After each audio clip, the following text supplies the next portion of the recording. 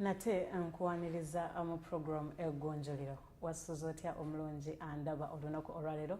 It's a Monday, it's a new week, enaku z'omwezi 21 tuli mu May oyo anatera okubeera nga gwako 2018 gwe mwaka. Kansubire nti mukwano weekend yakuyisiza ddala bulungi naye naawe gwe yayisiza obubi tofaayo ensi bwetyo kasita obulamu bwe buli omulwadde egendako omudwaliro bere ng'owona ate afiiriddwa tunakola ki twaviri mukama katonda ate eriye yekka gye tugenda okubeera nga tudda. Mukwano gwange yetegeka okubeera nga ogenda ku mulimu wandiyanguyeko ekirungi kajja musikanji ate gwe yatuuse edda ku mulimu naawe kyokola gyekiri nnyo mukulikeeyo mikwano gyaffe mmwe abava ku mirimu egy'enjawulo. It's a Monday nga bulijjo ku lunaku olwa Monday tukyaza abantu ab'enjawulo abantu ab'obuvunaanyizibwa abatuyigiriza ebintu eby'enjawulo oba weewaawo ne babeera nga ate balina bye batusomesa. Olunaku olwaleero tutunuulidde abavubuka n'okukola. Tulina omwami gwe tukyaziza. Omwami ono ye CEO wa Twende Kazi Project. Project etambula nga eyigiriza abavubuka emirimu wano na wali mu bitundu by'eggwanga ate era n'amawanga agatulinaanye. Si mulala omwami bamuyita mwami Edgar Barige gwe tugenda okubeera nga twogera naye era ng'omulamwa agugenda kubeera ku kukola n'abavubuka. Ebiseera ebisinga abavubuka bano baagala okukola era nga bulijjo twagala okukola n'omala okusoma oba oliawo ne wakati mu kusoma olw'engeri emu oba endala n'osalawo obeere nti ngenda kukola naye waliwo ebintu ebitukugira oba ebikugira abavubuka ne bibalemesa okutuuka ku kigendererwa kyabwe kye babeera baagala. Kiki ekibalemesa? Bandikikoze batya okubeera nga basobola okubeera nga bakirwanyisa basobole okutuuka ku kiruubirirwa kyabwe ekyokukola weewaawo n'ebirooto byabwe. Katugende mukumulamu awo wenyine tugenda okutambulira tukomawo tova.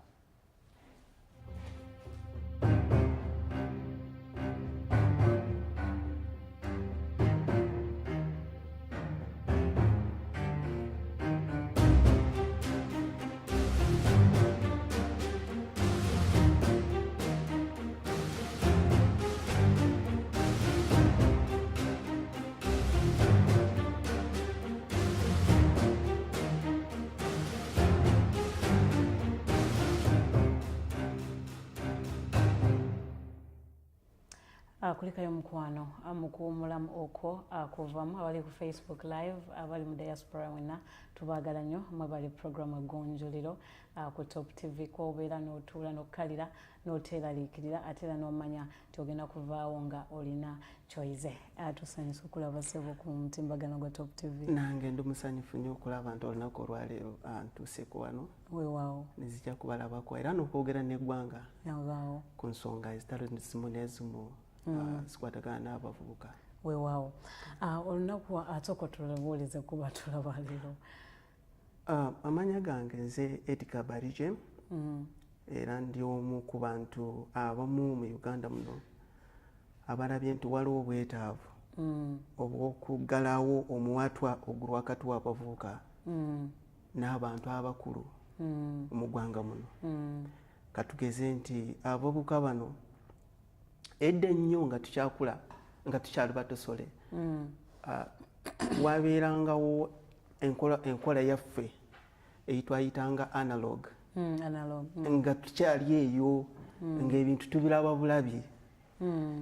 Kati waliwo ekintu ekize ate kizze nekiyingirawo nebeera .com world. Kati netubeera n'ebintu ebibiri wakyaliwo abalina okugula mu analog ate wakyaliwo abalina abatanatuuka mu .com ate waliwo abatuusidda mu .com. Kati awo waliwo embiranye eri awo wakati awo abavubuka tuteekwa kubajja mu analog tubateeke wakati wano ate tubaddemu tubalabire mu .com nti bw'oba mu analog ebiseera ebiro ebyedda omuvubuka wa leero yaani era ye ayagala ki? Ebyo bintu ebyo bikulu nnyo okumanya. Omuvubuka wa leero omu .com eno ali exposed alabye ebintu bingi era ng'alaba nti kati obudde bwasumagira awedde. analog ne .com kibi kyekiri mu analog omuntu bwabeera mu analog kiki omanyi analog eyo abantu ffe twalowooza ku by'obudde nnyo ndowooza ebiseera ebisinga kubanga twaliwo ebintu ebyatupapisanga nnyo omuntu bwakeeranga n'ogenda n'okola twalabanga amamotoka malungi twalaba industries ennungi kwegamba wabeeranga ng'omu kintu kyoweetoolera awo naye kati mu .com omuvubuka ali exposed to so many opportunities kwegamba alabye ebintu bingi agenze ku internet n'alaba ebintu nga bikolebwa China n'alaba ebintu nga bikolebwa South Africa n'alaba na comparinga economies n'alaba n'agenda mu America nemuwa buli kyayagala n'ayiga ebintu bingi nnyo kaakati ono talina budde alaba nti obudde bumuleka oba tukitegedde nti alaba obudde bumuleka alaba nti oba enkola yalimu emufeebya kati kyogere bwe tutyo ate ekiseera kiri ekyedda tutwali exposed tutwalabanga ebintu bino ebirungi weewawo byaliwo naye this time the world is a global village kati tulaba ebintu bingi abantu balabye ebintu bingi baagala kukola kubituukako. Mwami Barije awaliwo kintu kyenjagala okubuuza 40% ku ssente zetufuna naddala abavubuka 40% sente zebafuna bazimalira katugiyite eyo digital world gy'ogamba bamalira kwogera okubeera ku ssimu tulaba nti kiremeseza abavubuka bano okubeera nga bakola ate nga mu analog gye mugamba abantu bakolanga nnyo okusinga okwogera. Bakolanga nnyo kubanga ebyokukola byali bitono tebabeera nebibalaba bingi kati tuli mu maketi y'ebintu ebingi ate obusobozi bwebukola butono oba tukitwale bwe tutyo nti tulabye ebintu bingi by'okukola ng'abavubuka naye ate obusobozi obututuusako kubikola ate nga bwe butono. Kwegamba tulaba ebintu bingi mu nsi ez'enjawulo abantu bye bakola naye ng'ate ffe tetusobola bikola. Yes. Kati ebiseera biri omuntu katugeze nti yali ng'alina omulimu gwe nga concentratinga ku mulimu gwe gwokka ku mulimu ogwo bamuwadde kakati ekiseera kino kituuse nti tulina kukola omulimu ate olwegulu tukoleyo akalala ate in the evening tukoleyo akalala sawa mukaaga nga toneebaka okoleyo akalala kwegamba kati opportunities zibadde ziri nyingi nnyo nga obusobozi ate bwenbutono kakati twagala tupositioninge abavubuka bano tubateeke mu mbeera esobola kutandika ku specializinga kwegamba weewaawo kino bino bingi bw'okwata eno n'okwata eno tojja kugusa tojja kutuukiriza okuwambagatanya ebintu ebingi omaliriza byonna bikoze kati tulina okufuna abavubuka bano ne tubateeka mu mbeera ntugamba nti kakati buno weewaawo olabye kino kakati biki ebyosobola kukulembeza yes biki ebyosobola kubanga bw'obanga tubukulembezezza definitely ojja kulemwa. Before that omuvubuka yani mbadde njagala nti kwogera kwaffe tulowooze nti omuvubuka y'oyo alina amaanyi akyasobola kukozesa amaanyi okulungiya obulamu bwe n'abantu abalabirira abamwetoolodde. Atandikira ku myaka emeka? Ndowooza emyaka nga 10 ogambye emeka? 13 omuntu aba alina amaanyi. Katugambe nti ono amaliriza kusoma emisomo gye myaka nga 18 21 okutuukira ddala ku myaka 4 oba 45. Katikiro yatugamba 5. Owaayi nenkaaga bw'oba ng'okyasobola ng'olina amaanyi ag'osobola kukola ekyosobola kukola n'obeesawo efamire eyo ate neegenda mu maaso nze ndaba nti oba okyali muvubuka. Weewaawo. Okay. Kati atwaye tukyali ku kiri ekyomuvubuka okubeera nga okuwambagatanya n'atakwata kino n'atakwata kino n'atakwata kiri. Yes.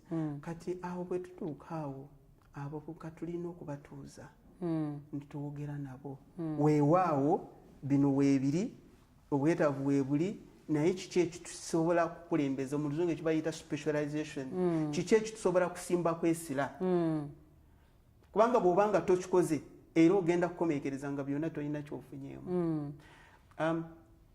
kumwe ku bintu ebyo kwe kulaba nti amaanyi gaffe ng'eggwanga galuluddawa ekyo kikulu nnyo amaanyi gaffe ng'eggwanga but before amaanyi gaffe ng'eggwanga omuvubuka ono ogambye amala okusoma nanandika okwagala kino okwagala kino okwagala kino okwagala kiri kati ategeera ddi nti kino kyemba nsimbako essira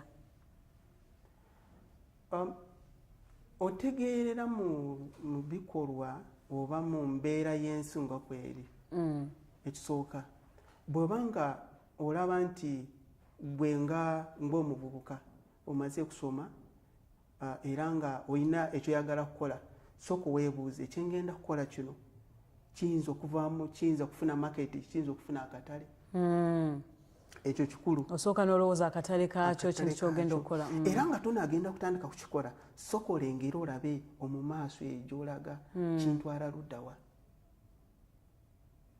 tofaayo naabakikoze oba mulala ali mu kukikola naye gwe sooka olabe bwe mala kukitandika kukikola waliwo akatale waliwo n'akyagala emyaka 5 okuva kati kinaaba kikyali ku maketi ekintu ekyo kitusuula nnyo kubanga bw'obanga tosuuse kulaba kiri n'osooka n'otuula n'opulaninga ahead ate ojja kuba discouraged tulina okulaba nti kintu ekitutandise waliwo ekitutwala katugeze kati nga mu Uganda tulina opportunities nyingi nnyo nga ziri mu byobulimi omuvubuka wa leero alina okuyigirizibwa nti obulimi buno butujja emmere wetujja ebintu by'okutunda on international market nti singa tugenda mu byobulimi tulinamu enkizo nnyo mu byobulimi ekisooka tulina akatale k'ebyobulimi kayitirivu kankuwa ekyokulabirako obadde okimanyi nti mu Uganda twebweka omu Eastern Central Africa no mu entire Africa fe abalina obugabirizi refugees ababundabunda obadde okimanyi nti emmere eriisa ababundabunda bagijja ebweru ate nga ffe tusobola okufuna emmere yes eno emmere eriisa ababundabunda bagijja ebweru why kubanga mu Uganda tutulinamu akatale tutulinamu production tutulinamu supply esobola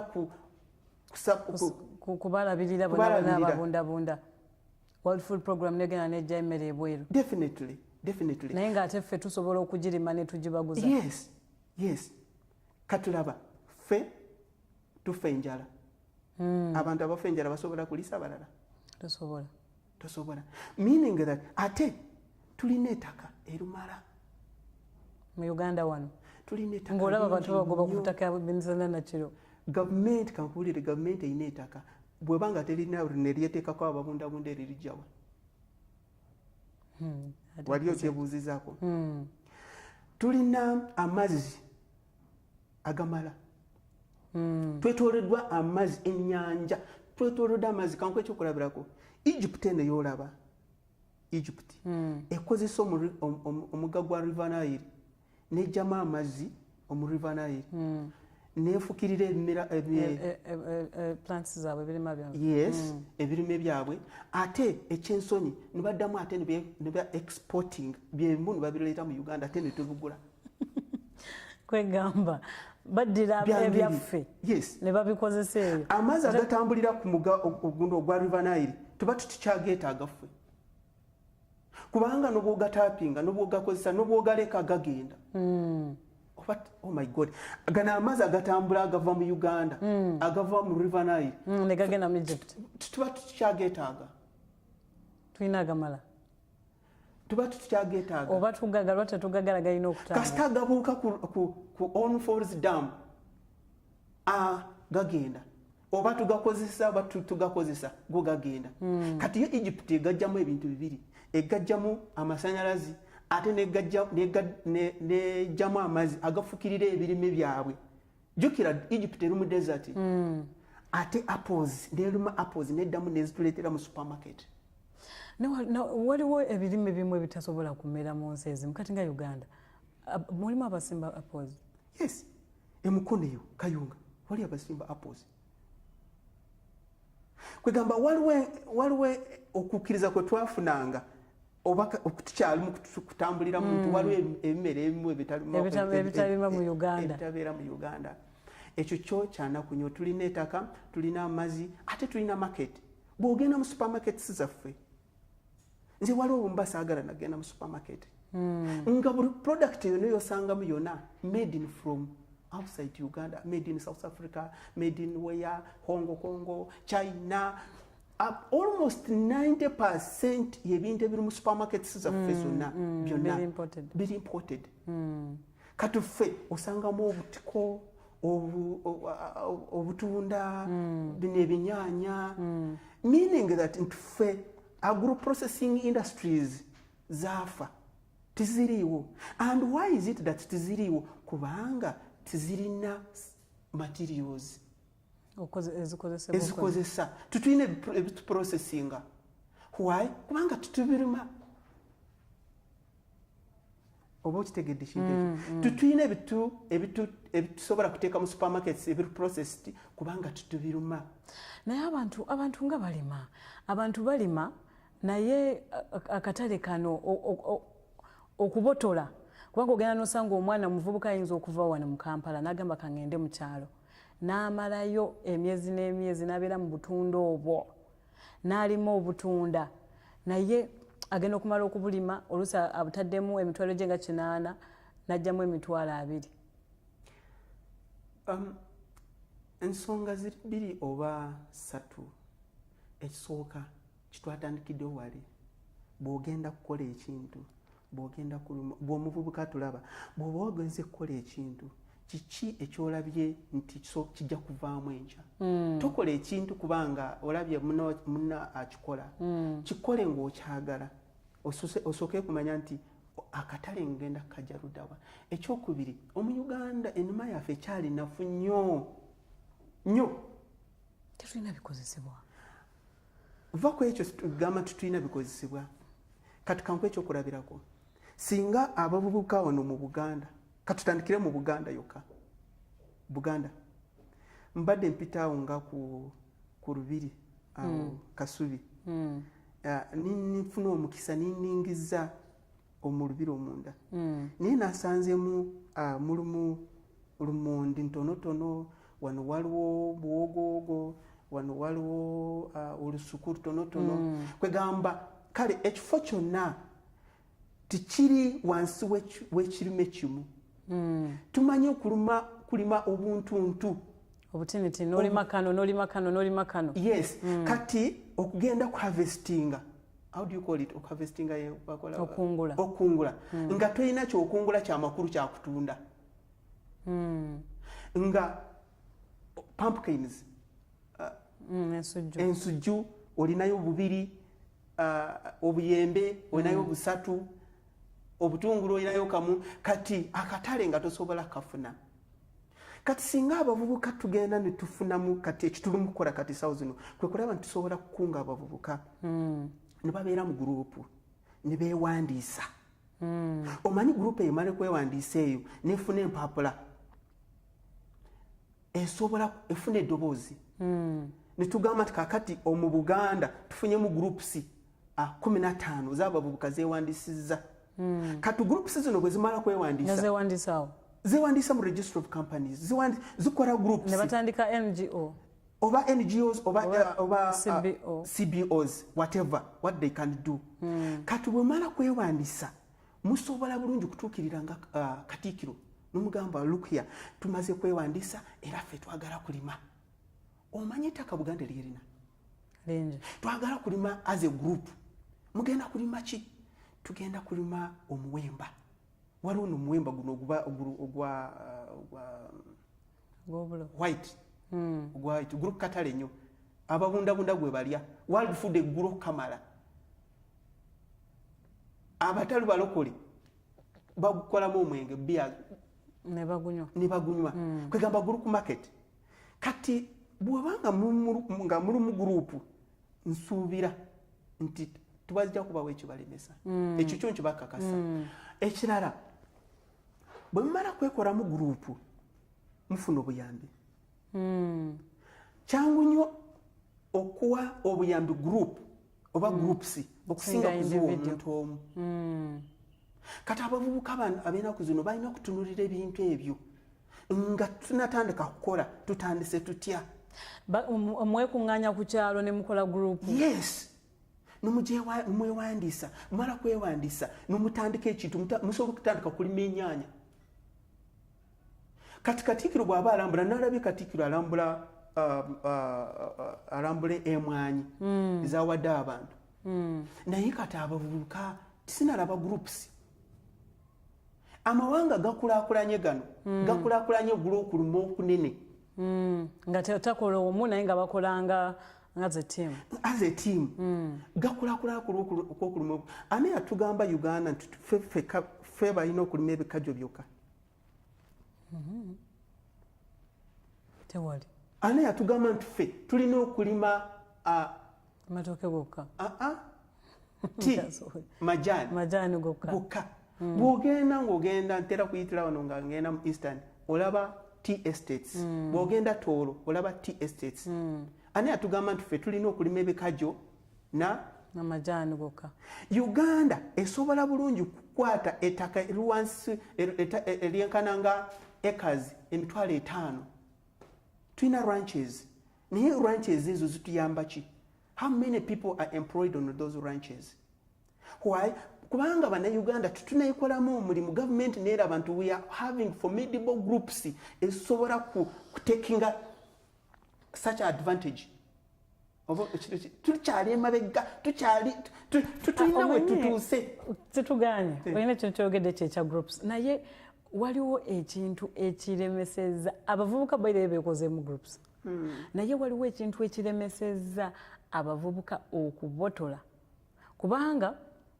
ekisooka batamanyi nakumanya tumaze okwekola mu group tutandikirawa tukola ki secondly abantu balina ebigendererwa byabwe ng'abantu boye nga ye nti muyinza okusalawo ne mugamba kamwegatte mukole ekintu ne mutuuka oba nga bwogambye government notuuka nga there is no one to help you nikwegamba nolaba nga abalala ate simanyi lwaki abantu abamu batwala abavubuka nti bayaaye kati ekigambo ky'okutwala abavubuka nti bayaaye kyekimu kinakugambye obuteekolamu groups omanyi bw'ogenda nga gwe nga nze nga Edgar ninjagala nti nfune ssente ekisooka abavubuka b'ennaku zino bwafuna ssente agenda n'awasa mangu ddala era n'akola embaga ng'eyagundi mangu ddala era n'ayambala amasuuti nga gagundi mangu ddala era awo wetootoleredde naye kati bwe tufoominga gurupu esente ne bazituwa as a group kizibu nnyo okuzoonoona n'alabye omukulembeze w'eggwanga anoonya groups z'abantu already abalimu kukola ababajja ebitanda n'abawa ssente naye sinalaba ng'anoonya muntu ku kyalo kinoomu n'amuwa ssente which means nti bwe twekolamu gurupu definitely obuyambi bwe buli kanku ekyokulabirako Uganda eno tulina ettaka tulina amazzi nga bwenkugambye kyanaku nnyo okusanga nti abantu beyise enjiro bafa enjala kyanaku nnyo okulaba nti abantu beeruweeru bafa enjala kyanaku nnyo ate nga tulina ettaka tulina amazzi n'omuntu ng'alina akakumbi Uganda eno nga tugitaddemu byabufuzi abantu tulina moraalu yakukola abantu batunulidde nnyo ebyobufuzi bifo ekyokukola tulina okuvuba nnyo okulaba nti ebyobufuzi tubijje mu mirimu gyaffe nobiteeka ebbali netubiteeka ku bbali netukulembeza emirimu kanku ekyokulabirako Uganda tusobola bulungi kufuna 50 acres z'ettaka netuzirimako olusuku tusobola kufuna 40 acres netuziteekako vanilla tusobola kufuna 50 acres 50 acres tuteekako pamba. Okay, tukyali mu program egonjolero omuvubuka nokola ogwo omuvubuka ali awo oyagala nnyo okola naye okyali weka ofulumyeko wabweru n'onoonyayoko ku banno ne mwegatta tukyatambulira awo mpola mpola nga bwe tuyiga tusobodde tutya fe abavubuka okubeera nga twegatta wamu ne tukola ekyomugaso ekisobola ate okugasa ffe ne bazadde baffe n'eggwanga katugende mu kuwumulamu tukomawo tuva.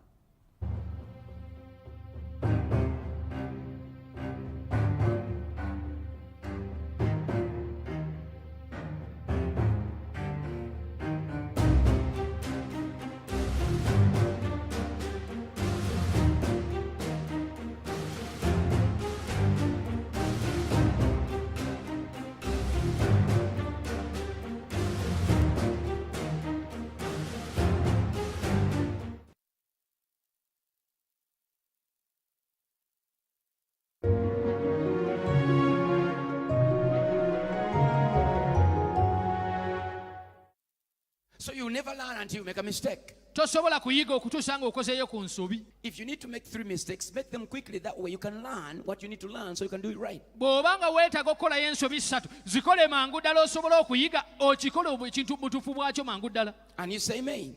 Because mistakes are part of life. Kubanga ensobi zo kitundu ku bulamu. They're going to come. Zijja I kujja. didn't say sins. Sigambye ebibi. I say mistakes. Ngambye ensobi. You're going to invest wrongly. Oyinza okussa ssente mu kintu You're going to ekikyamu. trust somebody wrong. N'obaako gwe weesize naye nga You're going mukyamu. to trust a wrong person. Ne weesiga omuntu omukyamu. You're going to keep your money in the wrong pocket. Ssente zo n'ozissa mu nsawo And you're enkyamu. going to count badly. N'obala bubi ssente. There are things that you're going to do that are possibly mistakes. Waliwo ebintu by'ojja okukola nga byo nsobi. But when you do those mistakes, make those mistakes, Naye singa oba okoze ensobi ezo, you are more equipped with information. oba kati olina okutegeera n'okumanya kwonna. And now you know what is right. Kati omanye ekituufu kye So kiriwa. if you don't want to make mistakes, Bw'obanga gwe toyagala kukola nsobi, you'll never invest. tojja kusobola You'll never kusiga, start a business. tojja kutandika You'll bizinesi, never move out of your house. tojja kusobola kufuluma mu nyumba From yo, your mother's house. kuva mu nyumba ya maama wo. Oli wa myaka 35 era okyasula wa maama. Let me tell you something. Kambeko kye You have gamba. made some mistakes Okozeeyo ku and nsobi. you're about to make a few other mistakes. Era onaatera okukolayo ne ku ndala But entonotono. mistakes Naye ensobi ezo are not the finalities si enkomerero of your life. ey'obulamu obwo. Mistakes Ensobi are ezo learning curves. byakuyigiramu.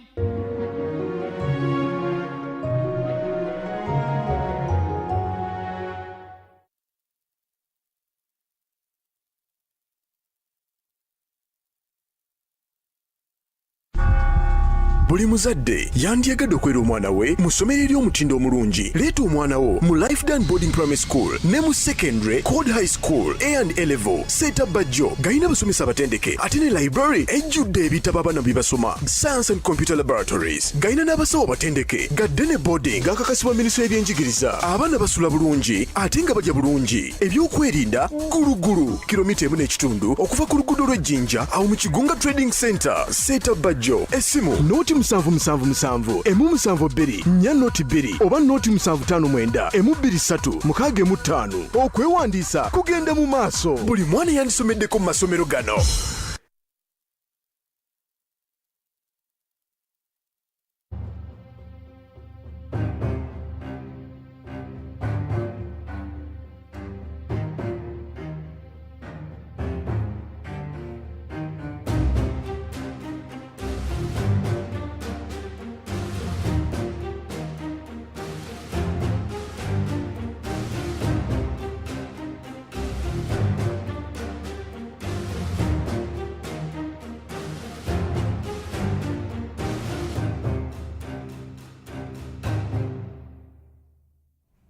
Okola kya muwendo omukwano okubeera nga okyekumidde ku Top TV The Family Network. Tukyali mu programu eggonjolero naye nga olunaku lwa It's a Monday ebeera Anointing Monday ku Christian Life Church Makerere Kavule Norwich Omusumba Jackson ne Mama Eva Senyonga bakulindiridde. Mwami Balije oyogedde nnyo ku kyokulima naye si buli muvubuka nti yandyagadde okulima.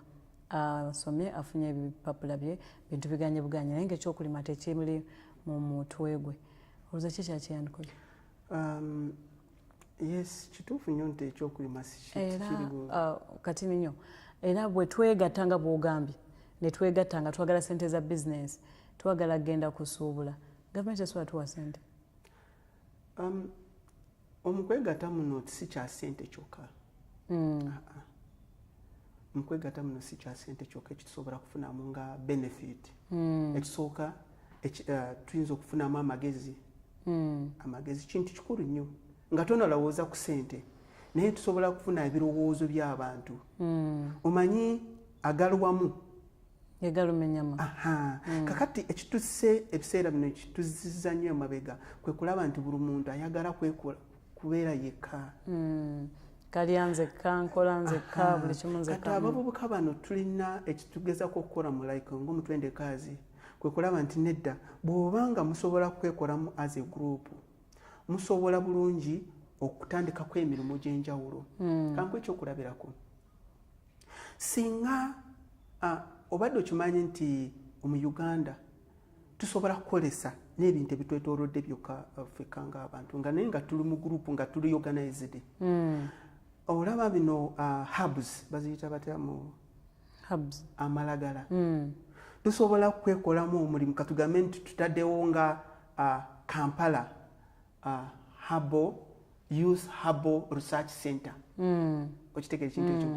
Buli muvubuka avudde Kyotera, avudde Kabale, avudde Soroti, avudde wa ne tukungaanya ne tugamba kakati twagala tulabe gwe kiki ekyomanyi kiwonya kino.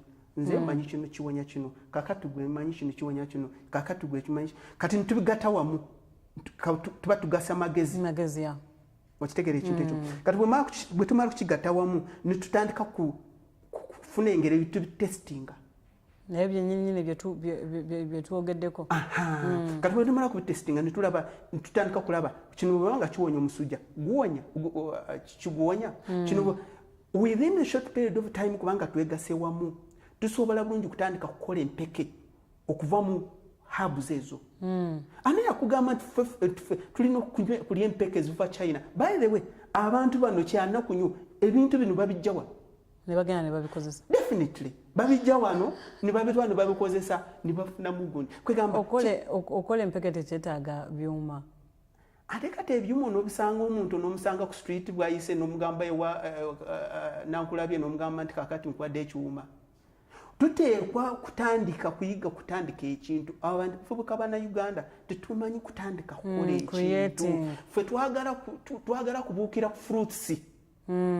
Twagala tulabe kati twagala ffe bitwagala twagala arcades, twagala simanyi zino motoka baziyita bateze nez'amaanyi zindaba abavubuka kati bali mu kuvuga. Naye tutumanyi process ki ekitusobola kutandikira eno wansi naye tutuuse eri waggulu. Ekyo kimu. Kati bw'obanga toyagala byakulima tulabye waliwo abavubuka abamanyi kukola ebintu. For example ng'embalala nalabye abavubuka bakoze helicopter. Omuvubuka omu yakoze helicopter. Namutwala wuyo mu Uganda wano. Singa kati ayisa abavubuka banne nibagamba nti kakati ffe tufominze group y'okukola helicopters. Gavumenti eyinza okusirika naye eyinza okutuuka ekiseera nekijisukkirirako. Yes. Omanyi bw'okola wekka ng'oyagala kokka wekka toyagala for example omutendekaazi nze bwe namanya nti waliwo obwetaavu bw'okumobilizinga abavubuka saakikola nzekka nedda. Nayita tiimu y'abantu abakulu n'abavubuka nimbabuulira ekinjagala kukola kati nibamanya nti tusobola kukunga abavubuka nti yes tusobola kubakunga batya nimbagamba kakati essaawa zino ndi wano ate ofiisi eri mu kukola. Ndi wano ate kati waliwo abalala balimu kumobilizinga abavubuka in Northern Uganda wetulina project. Kagamba nti tujjemu omusujja ogw'okwagala kukola ekintu nzekka. Ekintu wekka. Yadde si oyinza obutagenda mu bulimi nze nkwadde ekyokulabirako. For example nagenda obadde kimanyi nti Uganda tulina ensozi no hills nyingi. Naye kati kankuwulire kino singa abavubuka basalamu ne bagamba nti kakati tusazeemu kwekolamu omulimu gw'okusaba gavumenti tusabe hills zino tuziteekeko ebibira. Ebibira World Bank esobola kubawa ssente. Oh my God. Kwegamba mu Uganda tulina opportunities ezisobola kulaba kwegamba abavubuka ne beekuŋŋaanya wamu. Yes. Ne bagamba gavumenti banetwagala bibi. Omanye ssente kati ziri mu climate conservation. Nobagamba nti kakati tugenda kusaba gavumenti ensozi zokka. ensozi zoka bagenda wa gavumenti eriridda wa bagenda ku parliament ne bakonkola omanyi kino ekintu kino nkugambye gavumenti ffe bantu muleke okulaba gavumenti Museveni mugamba gavumenti ffe bantu kwegamba kiki ekyosobola kuwaka tolina gavumenti awaka tosobola kulagira abaana nti muziswana ne bazooza tosobola kugamba abaana nti muyonjere olujja ne balonja kiki ekitulemesa kwekuŋŋaanya ntukola guruupu netugiwandiisa netujja netunoonya ntulumba tvs ntubagamba banange mukyalo wano nti twekozemu omulimu twagala okutandika kusimba emiti ebibira bigwawo kati tv stations ezimu bwe ziraba nti we are a group n'objectives bwaffe netubalaga basobola kutukyaza ffe ng'abavubuka naye omuntu omu bayinza obutakukyaza ekitego ekintu ekyo kati bwe tubeera ku tv ate policy makers batulaba tubeera exposed as a group nebategeera nti waliyo group y'abantu bwe bati bagala kola kintu tuwandikira Honorable Kadaga netugenda mu parliament as a group ntubagamba bannange tukyali wano nti waliwo obwetaavu obw'okusimba emiti tusazeemu kwekolamu omulimu kubanga emirimu tutugiraba tusazeemu kwekolamu gurupu netusalamu twagala nti gavumenti kati tulage weyagala kusimba emiti tutandike kati gavumenti tesobola kulaga wate nekusindika nga tolina bikozesa era ekusindikamu kyekusindikamu naye ate tesobola kukiwa omuntu omu kinoomu erina okukiwa gurupu kati kankwe ekirala ombuuziza nti biki ebiremeseza abavubuka ekisooka tukyalina abantu abali analog abatasobola kukozesa .com opportunities ate n'ekirala ebintu ebimu ebitulaba on most tvs bituyigiriza kulya kashi tebituyigiriza zikola bituyigiriza nnyo okulya kashi olaba badigira bakola ki naye wano wansi tubakulaga nti owaayo abavubuka waliwo kati for example nalabye omuvubuka ino mukono alajana bambi bakola amafuta ne bagajja mu kasasiro kyanumye nnyo bakola amafuta nga bagajja mu kasasiro amafuta gana agaboda agavuga motoka mu Uganda tulina abantu abalina ebirowoozo ebirungi ennyo singa otuula n'obawuliriza oyinza okukaaba amaziga nze tumanyi obuzibu bwenina mutwende kazi mu Uganda mulimu abantu abalina ebirowoozo ebirungi naye buli muntu ekyalina ekirowoozo ayagala kukyekolera yekka kukyesigaliza tayagala anti bagamba nti kasana agambako omuntu ajja kubba ekirooto ayagala kukigabana n'abantu abalala mu Kayunga wano tulina abantu abatandise kukola amafuta ne bagajja mu kasasiro singayo projekiti ebeera nga bagiwandisiza ate n'ayita n'abantu n'ateekako emisomo neba gurupu enene kasasiro tuba tukyaddamu kulaba kasasiro mu kibuga aba alina kyakola okimanyi nti ne Kenya ne Tanzania ne South Africa abavubuka batandika kujja kutuyigirako kubanga tuba tufunye solution y'okumalawo kasasiro ate kasasiro abafuuse kyabbeeyi abafuuse gold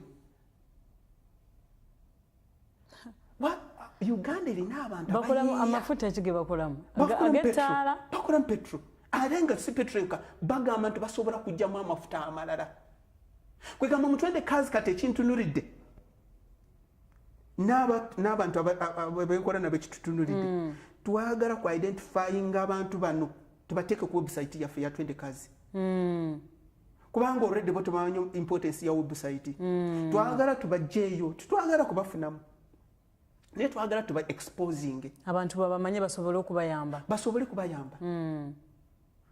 tulina ebintu tulina abantu abayiiya naye kubanga they are not exposed tebagala ate bali exposed oba tebagala kwegatta wamu bintu bibiri tubegatta wamu ate tubali exposed bwobanga tubegase tebabisobola kuba batwala nnyo ekiseera ekingi nnyo okuba exposed ekyo kibaze emabega ekirala tulinamu abantu abaagala kufuna mangu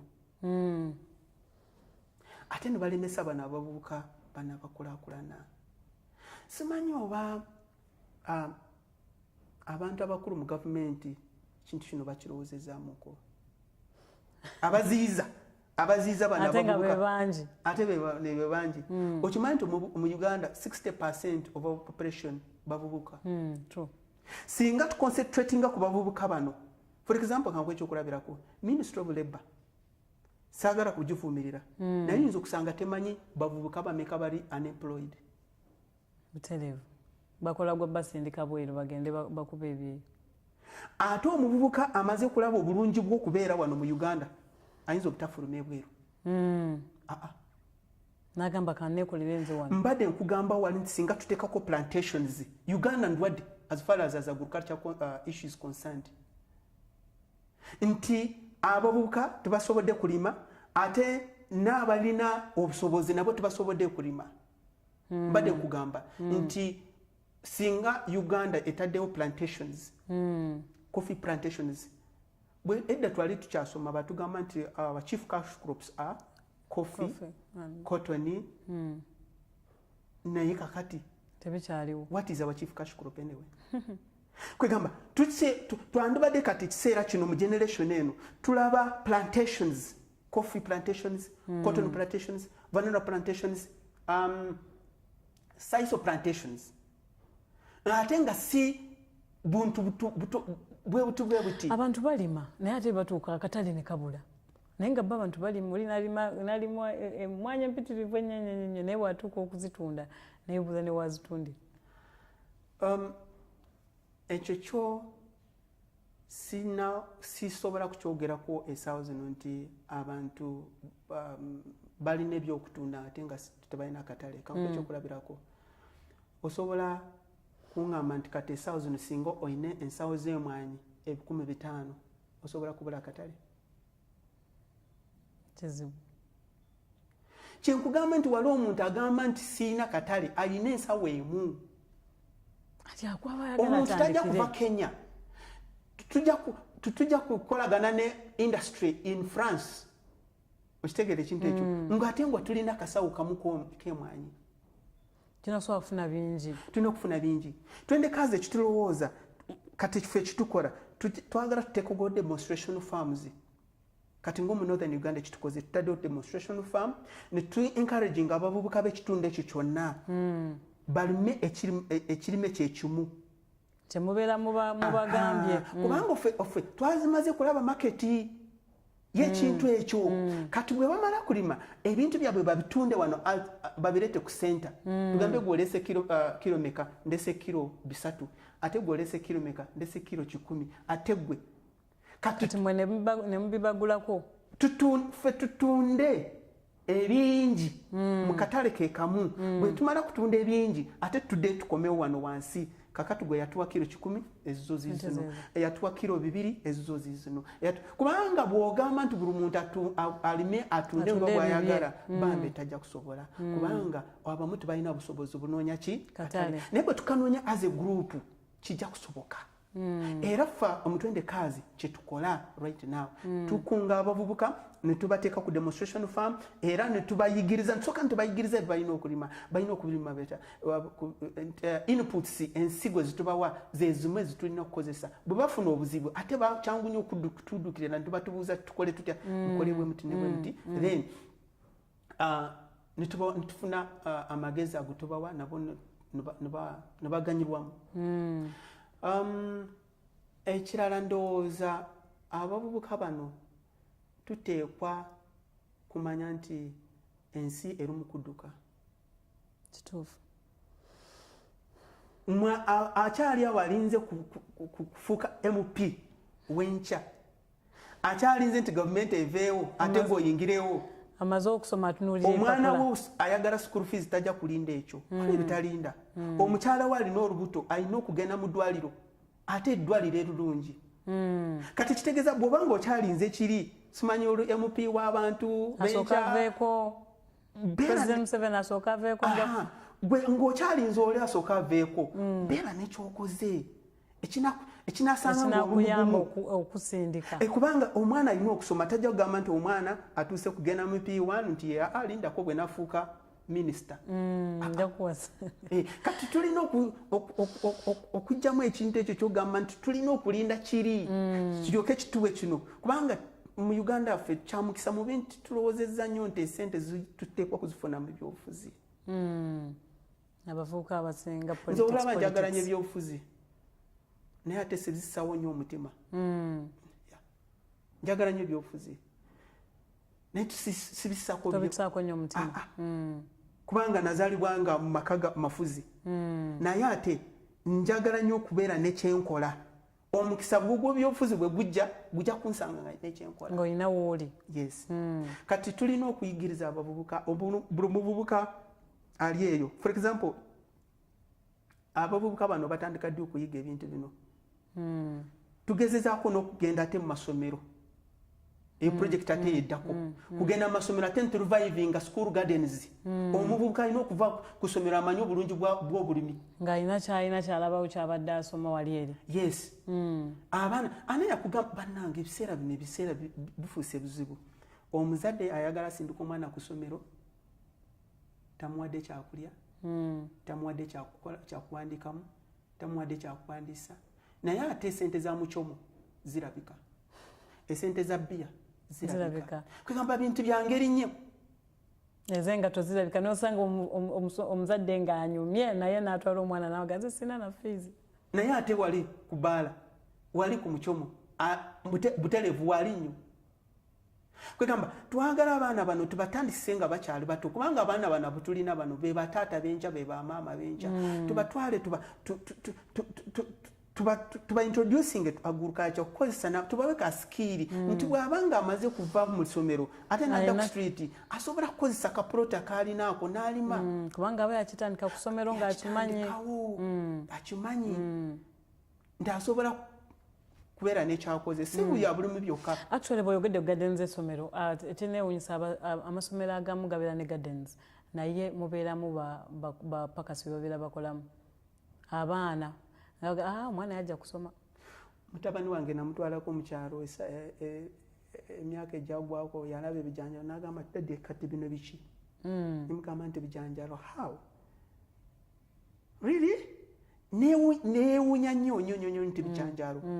Kwegamba abaana bano abitukuzizza abitulowooza nti kakati waggulu wano tebasobola kwegatta era by'obulimi tubabirabwamu baafiira eno wansi. Kati twagala n'omutwendekaazi tuteekeko enkola nti n'omuluwuumula abazadde abamu mu Kampala ng'abaana bammwe basiiba bataayaya nga musobola kubatuleetera. Mwenembeera nga mubayigiriza. Omwana n'alya ebijanjalo ebirufureshi n'amanya nti akatunda katambula bwe kati n'akanoga wali kwegamba n'alya ebinyaanya birufureshi ebintu n'abirabirawo n'alaba nti kino kikula bwe kiti kino kikola bwe kiti. Yes. Enkola eyo eri mu kujja tuteekwa kutandika abaana bano tubatandise ntubagazisa okukola nga bakyali. Actually nene essomero lyemmanyi eriri eyo Ntebe teeka buli mwana alina okubeera nekyalima. Kati bwe zibeera abazadde bajja balina okugula ebintu ebyo abaana bye balimi. Yes. Kakati for example kati singa nga Ministry of Labour nevaayo negamba nti kakati twagala kulaba the first 30 groups of bavubuka in each district ezikola bulungi tugenda kuziwa ebirabo. Olaba jamu kubanga abavubuka they are not motivated. Kwegamba bwebanga twogera ku bavubuka tuteekwa ne policy makers bano ne authorities bano twogere nabo tibayiyiza abavubuka. Ekizibu ekiriwo waliwo emabegako enawulira sente z'abavubuka zaavaayo gavumenti yazireleasinga naye wakati awo waliwo batandika okuzirya bo bennyini abawoozanga nti bayamba abavubuka ne batabayamba. Kati abavubuka abamu ne baggwamu n'amaanyi. Siri Muganda naye njagala nnyo Oluganda era nsuubira nja kuluyiga. Rich nnyo lulina bagamba nti bajjajjammwe bagamba nti embwa erya kyani kyamugayaavu. Okitegere ekintu ekyo okikusinzeeko erya kyamugayaavu. Bwe lwolaba nkugambye abavubuka bafiiriddewa kasita olaba tumwekozeemu guruupu era numufune eddoboozi lyawamu esente zammwe zirina okuliibwa zivaayo tezivaayo. kubanga bwe mukola group nimwewandisa era mufuna enkizo y'okugenda n'abantu abalala nimwe exposing abo balya sente zammwe. Honorable Nakiwala nabyakola mu lumu gw'amaanyi wano exposing naye asobola ku exposing nga muli organized. Tamala gavayo nojja wekayika munayi balya sente zaffe. No, katumwekole mu groups. Katugambe mu Kampala, how many groups do we have? Masaka, how many groups do we have? Soroti, 2 groups meka. Era twagala kukola ki nga si bya kiyaye, si bya sports, si bya betting, I don't know, wala bafanya munaye si bya garanzi. Ebyo kutebereza si bya garanzi, njagala bile practical. Groups bwe tumala kukola groups zino ntuziwandiisa. Kiba kyangu nnyo okufuna sente. Ate si mu government yokka. Bannange, si mu government yokka. No mu international organizations like European Unions tusobola kufuna sente. Nezibayamba. Ekirala ekiremeseza abavubuka okukulaakulana social media. Eyo social media. Omanyi nti social media ye number 1 killer kati y'abavubuka. Manyi lwaki? Ne telecom companies zakizuula nti tukyagala nnyo social media. Katate zitulimitingira ku Facebook, ku Twitter, ku WhatsApp. Tisobodde kutuwa opportunity y'okugenda ku googlinga. Okugaziwa obwongo. Kati social media nezitukwata nezituteeka mu buckets. Tuteeka okulowooleza mu WhatsApp, ku Facebook, ku Twitter. Abavubuka b'ennaku zino tuteeka okugenda into deep waters. Oba tuteekwa kugenda into deep waters ebuziba eri nitugugulinga nitumanya opportunities. Waliwo opportunities, waliwo organizations ezagala kukolagana n'abavubuka worldwide. Ezagala okubayamba. Yes. Naye balemedde wano mu kabaketi kobagamba. Ate ziri organizations ziraba ebya WhatsApp nga bya kiyaye. Balaba ebya Facebook nga bya kiyaye. Kati bo bagala kulaba nti mwe bavubuka mwe mwekola mu group mulina website. Mulina tiimu. Muli organized. Anaabamanyi. Kakati ebyo byonna tutubirina kwegamba tutulina ebintu ebitusobola kutupushinga. Kutuongerayo. Omuvubuka wa leero oteekwa kumanya procedures okuva mu mbeera bwetyo. Oteekwa kumanya. Ove ku WhatsApp, ove ku Facebook, ove ku Twitter. Ogende into deep waters. Ne Jesus yakigamba. Banange mukyali wano, mukyavuubira wano. Mugende into deep waters. Kati abavubuka b'ennaku zino tukyali wano twetoololera wano. Facebook, hi. Hey, how are you? How is lunch? Kwegamba byebityo tutunagenda into deep waters okukola research. Akaddeko bannaye Eva ko kaba katuliza ojokolera nga tumaliza kagambo ki akolekera muvubuka wa leero nga tumaliza. Njagala omuvubuka wa leero ayige kugenda into deep waters. Ave muwololo oyo by'obufuzi. Ave muwalala simanyi ono ogundi akoze ekintu nikirema. Tula wansi essaawa zino olowooze kiki ekyoyagala kukola. Research ogende mu Google osachinge olabe aliwo akyagala. Then bw'olema kukifuna ekyo funa group okole tiimu otandike kukola sente. Tusobola kukuyamba ku 20 kazi. Tusobola kutukyalirako ku www.20kazi.work. Fe tuli.work, tuli.com, tuli.org, tuli.work, www.20kazi.work. Era oba banayitaga esimu zange. Nsobola kumuwa esimu yange eri 0770 695 9. Weewaawo atweyanze omuvubuka osobola okuyambibwa. Tojja kukola wekka olowooze nti nomunange onovaayo. Olina okufuna abantu abakuyamba okubeera nga otuuka ku kirooto kyoyagala. Tiimu kintu kikulu nnyo. Tokola wekka kano kandyanze kanja kulyanzeka. WhatsApp, Facebook, Twitter birungi naye tebisobola kukuyamba kutuuka ku kyoyagala. Genda buziba mu Google Mukama Katonda. Engeri tuli mu digital world ojja kubeera ng'oyambibwa. Bwe tubadde kansuye nti omuvubuka abaddanda bolunaku olwaliro olina kyoyizeemu. Akume atakuumira mpeera. Anointing Monday yaliro temwerabira ku St. Left Church Makerere Kavule Bombo Road. Musibe bulungi. Welcome.